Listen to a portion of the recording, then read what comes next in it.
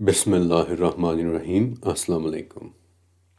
آج 6 مارچ ہے اور آج سے 1392 سال پہلے گزرا 6 مارچ اسلامی تاریخ کے اہم ترین دنوں میں سے ایک تھا۔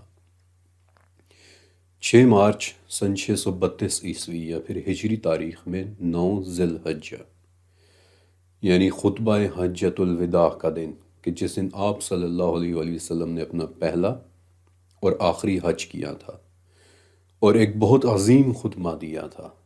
اس خطبے کے کچھ حصے صحیح بخاری میں لکھے ہوئے ہیں، کچھ حصے صحیح مسلم میں لکھے ہوئے ہیں اور باقی حصے سنن ابو داؤد، جامع ترمذی اور مشکوٰۃ شریف میں بھی لکھے ہوئے ہیں۔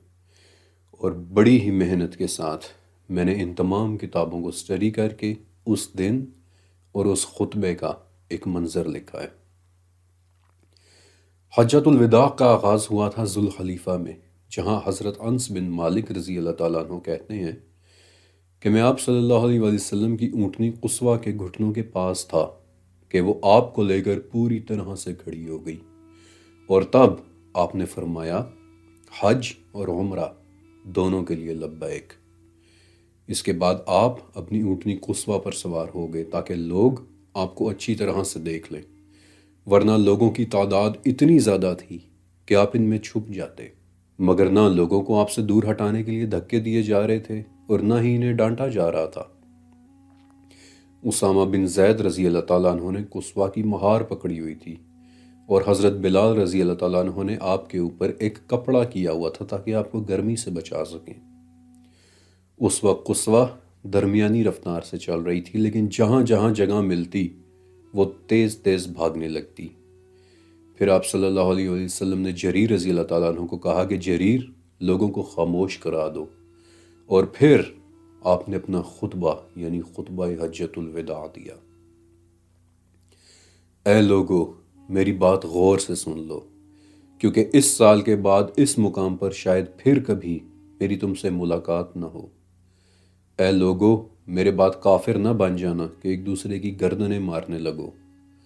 دیکھو، مجرم اپنے جرم پر خود پکڑا جائے گا۔ باپ کا بدلہ بیٹے سے اور بیٹے کا بدلہ باپ سے نہیں لیا جائے گا۔ اے لوگو، مسلمان کا بھائی ہے اور اس کی کوئی چیز دوسرے پر حلال نہیں سوائے اس کے کہ وہ خود اسے دے دے۔ اے لوگو، کسی شخص کے لیے اپنے اوپر ظلم نہ کرنا۔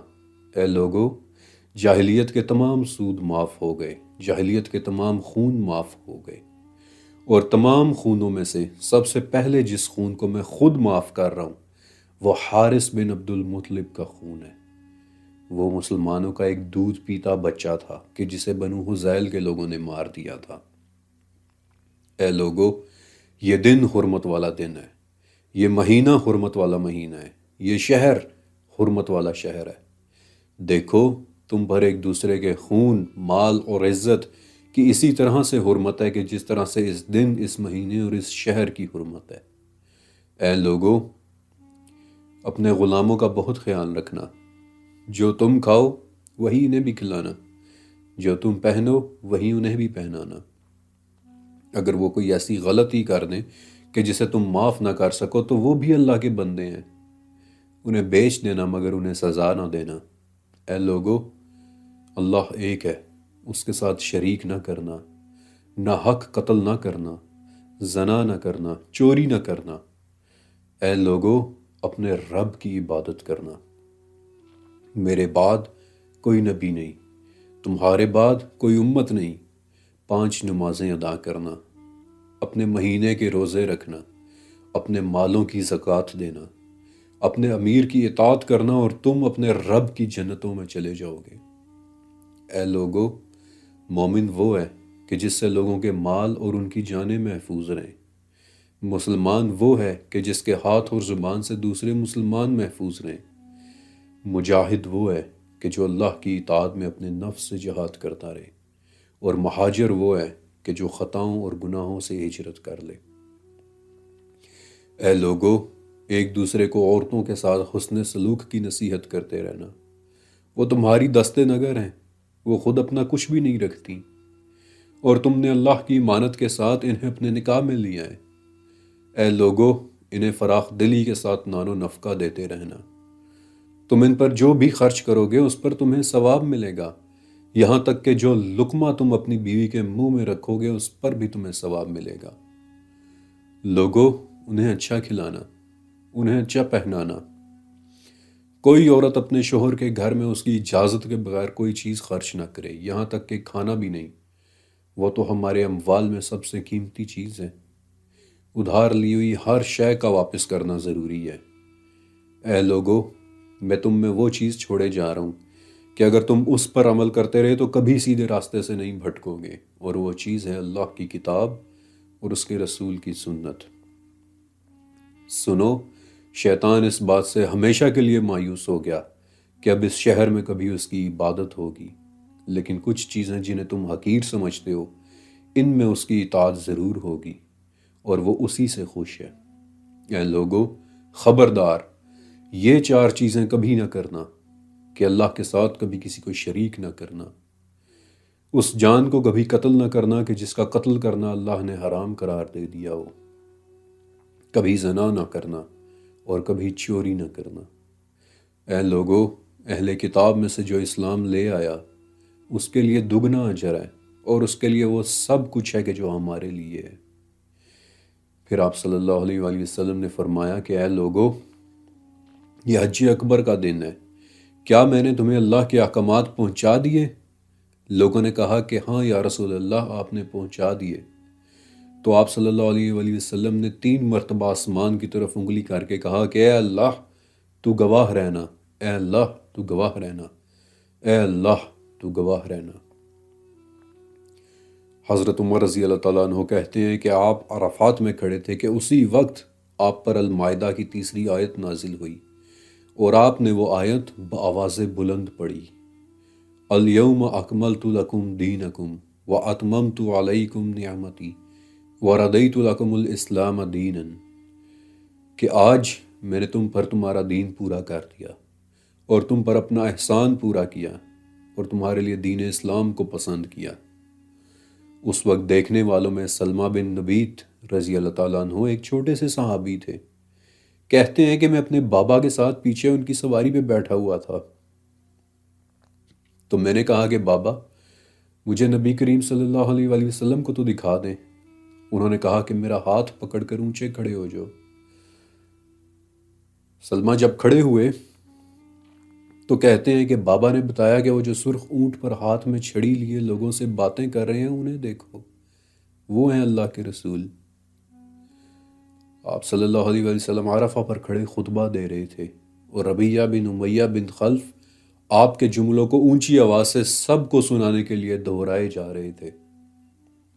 اس کے بعد پھر آپ صلی اللہ علیہ وآلہ وسلم نے اللہ کے نام پر 100 اونٹ قربان کیے، کہ جن میں سے 63 قربانیاں آپ نے اپنے ہاتھ سے کی تھیں، جبکہ باقی قربانیاں حضرت علی رضی اللہ تعالیٰ عنہ نے کی تھیں۔ پھر آپ نے اپنی بیویوں اور اپنے گھر والوں کی طرف سے اللہ کے نام پر ایک گائے ذبح کی، اور پھر ان سب کے گوشت بانٹ دیے، ان کے پیٹ کا جھول بھی بانٹ دیا اور ان کی کھالیں بھی بانٹ دیں۔ اس کے بعد آپ صلی اللہ علیہ وآلہ وسلم صدقات تقسیم کر رہے تھے تو ایک اعرابی آیا اور آپ کی چادر پکڑ کر کہنے لگا کہ یا رسول اللہ، یہ چادر بھی مجھے دے دیں، اور آپ نے اپنی چادر بھی اسے دے دی۔ اسی دوران اور بھی 2 لوگ آئے اور وہ صدقات مانگنے لگے، لیکن وہ لوگ امیر اور صحت مند لوگ تھے، لہٰذا انہیں دیکھ کر آپ صلی اللہ علیہ وآلہ وسلم خاموش ہو گئے، اور پھر کہا کہ دیکھو، اگر تم چاہو تو میں تمہیں ان صدقات میں سے دے سکتا ہوں، لیکن یہ سامان مساکین کے لیے ہے۔ حارث بن عمرو رضی اللہ تعالیٰ عنہ آپ صلی اللہ علیہ وسلم کے پاس آئے اور کہتے کہ یا رسول اللہ، میرے لیے بس اتنی دعا کر دیں کہ اللہ مجھے معاف فرما دے۔ آپ اس وقت اونٹنی پر سوار تھے، اسے روکا اور فرمایا کہ میری دعا ہے کہ اللہ تم سب کو معاف فرما دے۔ حضرت جابر رضی اللہ تعالیٰ عنہ کہتے ہیں کہ جب آپ مزدلفہ سے واپس لوٹے تو آپ کے چہرے پر بے انتہا اطمینان اور سکون تھا، ایسا سکون کہ اسے دیکھ کر ہمیں بھی خوشی محسوس ہونے لگی۔ پھر آپ نے فرمایا کہ تم لوگ مجھ سے عبادت کے طریقے سمجھ لو، مجھے نہیں پتا کہ اگلے سال میری تم سے حج میں ملاقات ہوگی یا نہیں۔ یزید بن اسود رضی اللہ تعالیٰ عنہ کہتے ہیں کہ لوگ اٹھ اٹھ کر آپ صلی اللہ علیہ وسلم کی طرف آنے لگے، تو میں لوگوں میں سب سے زیادہ جوان اور سب سے زیادہ طاقتور تھا، تو میں ان میں گھستا چلا گیا، صفیں چیرتا چلا گیا، یہاں تک کہ میں آپ صلی اللہ علیہ وآلہ وسلم کے پاس پہنچ گیا، اور پہنچتے ہی میں نے آپ کا ہاتھ پکڑ کر اسے اپنے چہرے پر رکھ لیا۔ یزید کہتے ہیں کہ میں نے اپنی پوری زندگی میں اتنی خوبصورت، اتنی عمدہ اور اتنی ٹھنڈی چیز نہیں پائی تھی کہ جتنا خوبصورت، جتنا عمدہ اور جتنا ٹھنڈا آپ کا ہاتھ تھا۔ ابھی میں نے آپ کو بتایا کہ یہ وہ دن تھا کہ جب المائدہ کی دین پورا ہونے والی آیت نازل ہوئی تھی۔ آپ کو پتہ ہے کہ یہودیوں نے اس آیت کو بہت حسرت سے سنا تھا، اور حضرت عمر رضی اللہ تعالیٰ عنہ کو کہا تھا کہ عمر، اگر یہ آیت ہم پر اترتی تو جس دن یہ اترتی اس دن کو ہم عید کا دن بنا لیتے۔ آج اس واقعے کو پورے 1392 سال گزر چکے ہیں، لیکن بیت اللہ کی فضاؤں میں حج کے یہ کلمات بغیر رکے گونج رہے ہیں کہ حاضر ہوں میں، اے اللہ میں حاضر ہوں، تیرا کوئی شریک نہیں ہے، میں حاضر ہوں، تمام تعریفیں، ساری نعمتیں اور تمام بادشاہیاں صرف تیرے ہی لیے ہیں، ان میں تیرا کوئی شریک نہیں، اے اللہ میں حاضر ہوں۔ حجۃ الوداع کے موقع پر ایک شخص کے اونٹ نے اسے گرا کر اس کی گردن توڑ دی تھی، اس آدمی کی جان چلی گئی تھی۔ جب اسے آپ صلی اللہ علیہ وآلہ وسلم کے سامنے لایا گیا تو آپ نے فرمایا کہ اسے غسل دے دو، اسے کفن بھی دے دو، لیکن اس کا سر نہ ڈھکنا اور نہ اسے خوشبو لگانا، کیونکہ قیامت کے دن یہ شخص لبیک اللہم لبیک کہتا ہوا اٹھے گا۔ مجھے نہیں پتا کہ یہ ویڈیو دیکھ کر، میری باتیں سن کر آپ وہ تصور کر پا رہے ہیں یا نہیں کہ جو میں تصور کر رہا ہوں، لیکن خدا کی قسم کہ اس دن کو تصور کر کے میرے منہ سے صرف ایک ہی بات نکلتی ہے کہ 1392 سال پہلے کا وہ 6 مارچ اپنی عظمت اور اپنے جاہ و جلال کے اعتبار سے کیا ہی دن ہوگا، کیا ہی دن ہوگا۔